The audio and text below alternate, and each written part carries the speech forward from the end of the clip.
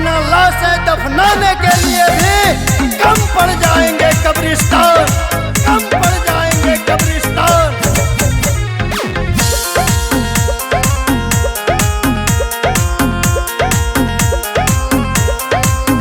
मौका देबो नहीं अब पाकिस्तान रे, निर्दोष के ले ली जान रे।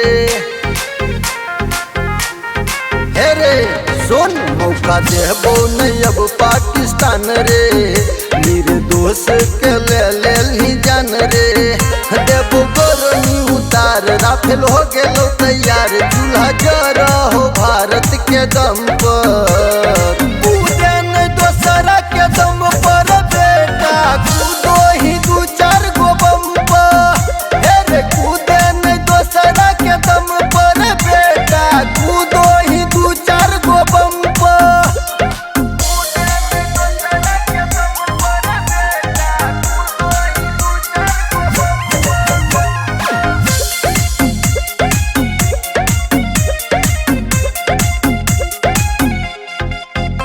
लेबो हमें बदला, बचैतो के दोगला, मिटा देबो नाम तोर नक्शा से रे।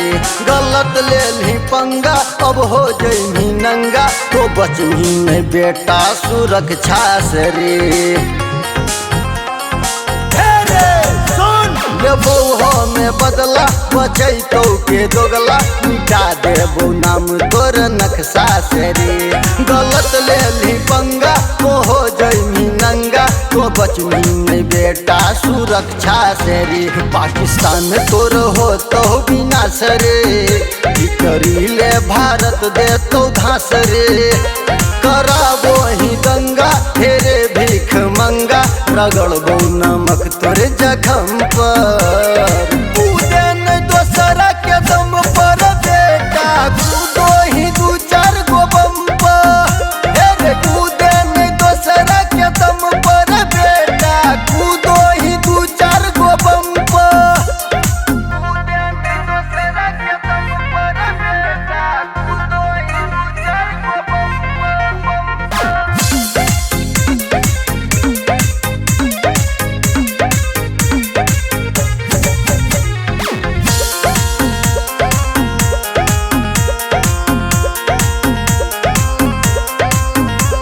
खत्म होलो यारी, हो जंग के यो बारी, तो कैले ही हमला धर्म पूछ के।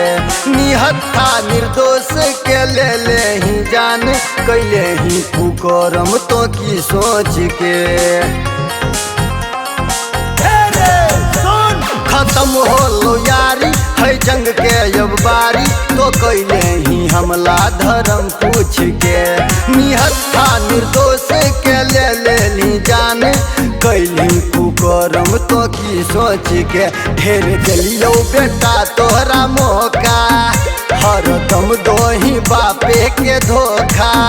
होमी अब बर्बाद करमी फरियाद, तो कैले ही घात धर्म पर। कूदे नहीं दोसरा के दम पर बेटा।